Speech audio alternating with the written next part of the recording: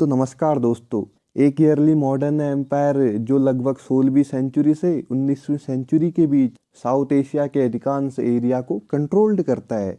या एक समय के लिए हम कह सकते हैं कि कुछ 300 ईयर्स के लिए एम्पायर वेस्ट में इंडस रिवर बेसिन के बाहरी किनारे से नॉर्थ वेस्ट में नॉर्थ अफगानिस्तान और नॉर्थ में कश्मीर, ईस्ट में प्रेजेंट असम और बांग्लादेश के हाईली एरियाज तक फैला रहता है और साउथ इंडिया में दक्कन के पठार के ऊपरी पार्ट तक फैला रहता है। तो हम बात कर रहे हैं मुगल एम्पायर की।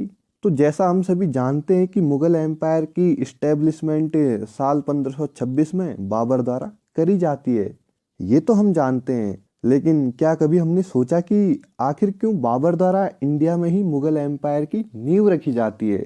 तो अगर हम इस चीज को यहाँ पे समझें तो बाबर की ऑटोग्राफी को समझने की जरूरत है। बाबर की आत्मकथा बाबरनामा में ये देखने को मिलता है कि बाबर की लाइफ को दो भागों में बांटा जा सकता है। एक पार्ट सीर दरिया और आमू रिवर के बीच सेंट्रल एशिया में डोमिनेटेड के लिए कॉन्फ्लिक्ट का है, और सेकंड पार्ट बहुत छोटा है लेकिन इम्पोर्टेंट है कि केवल 4 ईयर्स में भारत में एक सल्तनत की स्थापना करी जाती है। अब यहाँ पे हम पार्ट 1 को जाने तो तैमूरी और चंगेज नस्ल के बाबर को अपने फादर उमर शेख मिर्जा द्वारा फरगना नामक एक स्मॉल प्रिंसिपैलिटी विरासत में मिलती है। लेकिन होता क्या है कि उन्हें यह रियासत भी गंवानी पड़ती है और बाबर की मोस्ट ऑफ लाइफ कैंपेन और डेजर्ट में भटकते हुए स्पेंड होती है और अपनी प्रिंसिपैलिटी को पाने का हर प्रयास विफल रहता है। और बाबर द्वारा अपनी ऑटोबायोग्राफी में कहा जाता है कि आखिरकार मैं इस भटकने और बेघर होने से थक गया हूँ। ऐसी लाइफ जीने से अच्छा है कि जितना हो सके दूर चला जाए जहाँ कोई पहचान न सके। और ये थिंकिंग आते ही बाबर नॉर्थर्न चाइना की तरफ जाने का इरादा करता है, लेकिन वहाँ भी सल्तनत और रिलेशंस के कारण जाना संभव नहीं था। फिर इन्हीं चीज़ों से बाबर का ध्यान इंडिया की ओर अट्रैक्ट होता है। और एक बात और कि जब वह काबुल की ओर देखता है तो उसे लगता है कि काबुल में टैक्स लगाने के लिए केवल एक चीज थी और गवर्नमेंट एडमिनिस्ट्रेशन के लिए धन की सख्त आवश्यकता थी। इसलिए बाबर के पास भारत की ओर रुख करने के अलावा कोई अन्य ऑप्शन नहीं था, क्योंकि हम जानते हैं कि इंडिया को द गोल्डन वर्ल्ड कहा जाता था। और जैसा हमने देखा कि और इन्वेडर भी इंडिया की वेल्थ को देखकर इंडिया की ओर अट्रैक्ट होते हैं। और बात रहती है बाबर की, तो वह इंडस रिवर को पार करने से पहले इंडिया के वेस्टर्न साइड पर कई बार अटैक करता है और वहां से लूटपाट के बाद वापस काबुल लौट जाता है। तो ये कुछ बातें रहती है इंडिया में मुगल एम्पायर की नींव को लेकर। तो कुल मिलाकर बात यहाँ पे ये रहती है कि सेंट्रल एशिया में अपने एंसेस्ट्रल डोमेन से बेदखल होने के बाद बाबर अपनी एम्बिशंस को पूरा करने के लिए इंडिया की ओर रुख करता है। और फिर जैसा हम जानते हैं कि इन सब चीज़ों के बाद साल 1526 में पानीपत फर्स्ट वॉर होती है, जहां बाबर द्वारा इब्राहिम लोदी को हराया जाता है और लोदी डायनेस्टी इंडो हो जाती है। और जैसा हमने पढ़ा कि बाबर द्वारा लड़ी गई प्रमुख वॉर जिसमें पानीपत, खानवा, चंदेरी, घाघरा की वॉर हैं, जिसमें बाबर विन करता है। लेकिन एक वॉर खानवा से पहले होती है जिसे बयाना वॉर के नाम से जाना जाता है, जिसमें बाबर पराजित हो जाता है। जो वॉर राणा सांगा और बाबर के बीच लड़ी जाती है।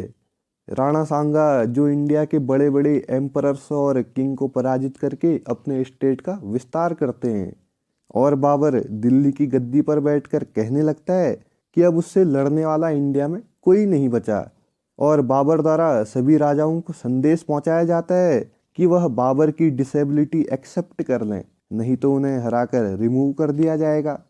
और इन सब चीज़ों के बाद बाबर और महाराणा सांगा की सेनाओं में वॉर होती है, जिसमें महाराणा सांगा की सेना द्वारा बाबर की सेना की धज्जियां उड़ा दी जाती हैं। वियोलेशन ऑफ हिस्ट्री में बयाना की वॉर लेटर्स में लिखी गई, जो आज भी इनडिलाइबल है, जहां से बाबर की एम्पायर एक्सपेंशन पॉलिसी स्विंगिंग करने लगती है। लेकिन इस वॉर के बाद खानवा वॉर की एक निर्णायक बैटल होती है जो आगरा के पास लड़ी जाती है, जिसमें बाबर की तैमूरी सेना द्वारा राणा सांगा की राजपूत आर्मी को हरा दिया जाता है।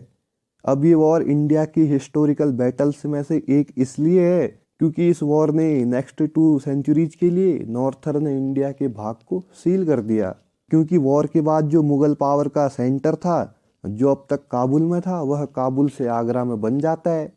फिर बाबर की मृत्यु के बाद हुमायूं शासन करता है, जहां से ऐसा लगता है कि मुगल एम्पायर की वोलाटिलिटी शुरू होने लगी है।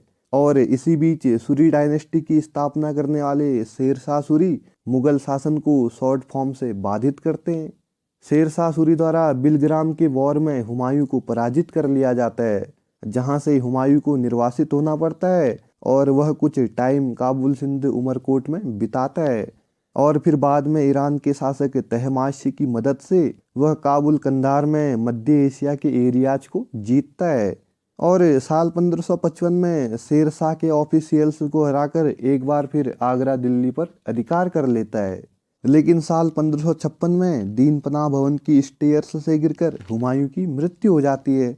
और फिर हुमायूं के बेटे अकबर धीरे धीरे मुगल एम्पायर का विस्तार करते हैं, जिसमें मुगल इंडिया ने एक स्ट्रॉन्ग और स्टेबल इकोनॉमी विकसित करी, जिसमें कहा जा सकता है कि कॉमर्शियल एक्सपेंशन और कल्चर का अधिक संरक्षण होता है, क्योंकि अकबर स्वयं आर्ट और कल्चर के संरक्षक थे और एक ऐसा मुगल शासक जिसने अपने दरबार में रिलीजन की फ्रीडम की अनुमति दी। और अकबर के शासनकाल ने इंडियन हिस्ट्री के सिलेबस को महत्वपूर्ण रूप से प्रभावित किया। तो इस प्रकार मुगल शासन के तहत एक मल्टीकल्चरल एम्पायर की नींव अकबर के शासनकाल के दौरान रखी जाती है। फिर अकबर के बाद जहांगीर शासन को संभालता है, जो अफीम का आदी था, जो स्टेट के मामलों की उपेक्षा करता था या उन्हें इग्नोर करता था। जहांगीर ने इस्लामिक रिलीजियस एस्टेब्लिशमेंट का समर्थन हासिल करने के लिए खुद को अकबर से अलग कर लिया। और जहांगीर अकबर के विपरीत था, जो गैर मुस्लिम रिलीजियस लीडर विशेष रूप से सिख गुरु अर्जुन देव के साथ कॉन्फ्लिक्ट में आता है, क्योंकि जहांगीर के आदेश पर इस्लाम में कन्वर्टेड होने के लिए गुरु अर्जुन देव मना कर देते हैं, जिस कारण उन्हें मार दिया जाता है, जहां से मुगल एम्पायर और सिख कम्युनिटी के बीच कॉन्फ्लिक्ट बढ़ जाता है। कश्मीर से लाहौर की यात्रा के दौरान जहांगीर की मृत्यु होने के बाद शाहजहां डायनेस्टी को आगे चलाते हैं, जिनके शासनकाल में मुगल आर्किटेक्चर के गोल्डन एज की शुरुआत होती है। एक प्रकार से देखा जाता है कि शाहजहां के शासनकाल के दौरान मुगल दरबार की ग्लोरी अपने चरम पर पहुंच जाती है। शाहजहां ने अपने शासनकाल के दौरान बिल्ट स्ट्रक्चर्स की एक भव्य विरासत को पीछे छोड़ दिया, जिनमें उनकी सबसे प्रसिद्ध इमारत ताजमहल थी, जिसे उन्होंने अपनी पत्नी दी एम्प्रेस मुमताज महल के लिए प्यार से बनवाया था। लेकिन शाहजहां की बीमारी के चलते उनके सबसे बड़े बेटे दारा शिकोह रिजेंट बन जाते हैं और दारा शिकोह अपने परदादा अकबर का अनुकरण करते हुए एक कोऑर्डिनेटर हिंदू मुस्लिम कल्चर का समर्थन करते हैं। इस्लामिक फंडामेंटलिज्म के समर्थन से शाहजहां का छोटा बेटा औरंगजेब दारा शिकोह को हराकर और मारकर सिंहासन पर कब्जा कर लेता है और शाहजहां को मृत्यु तक कैद में रखता है और सिखों के 10वें गुरु तेग बहादुर को फांसी देने का आदेश भी देता है, जिससे सिख कम्युनिटी का मिलिट्रिलाइजेशन होता है। और औरंगजेब को इंडिया में सबसे कंट्रोवर्शियल किंग माना जाता है। औरंगजेब की रिलीजियस ऑर्थोडॉक्सी और इंटॉलरेंस ने मुगल एम्पायर में स्थिरता पैदा कर दी और फिर धीरे धीरे साल 1712 तक मुगल डायनेस्टी अराजकता और हिंसक झगड़ों में डूब जाती है और 1719 से 48 तक तो सेंट्रल एशिया का विशाल एरिया मुगलों से मराठाओं के हाथ में जाने लगता है।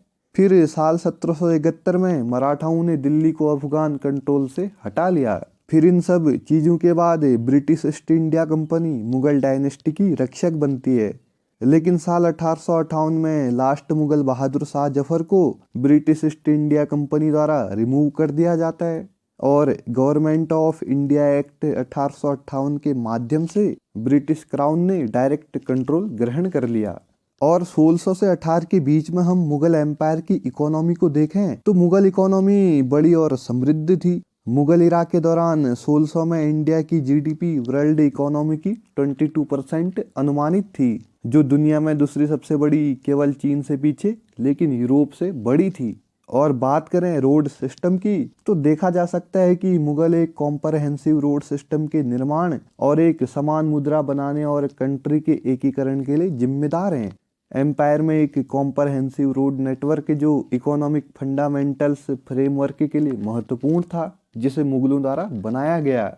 और बात रही मुगल एम्पायर के टाइम पे पॉपुलेशन की, तो ऐसा देखा गया कि साल 1600 में अकबर के शासनकाल में मुगल एम्पायर की शहरी आबादी लगभग 17 मिलियन लोगों तक थी। तो ये कुछ बातें रहती हैं मुगल एम्पायर के शासनकाल की। तो होप करता हूँ आपको जानकारी अच्छी लगी हो। अगर जानकारी अच्छी लगी तो चैनल को सब्सक्राइब और वीडियो को लाइक जरूर करें। धन्यवाद।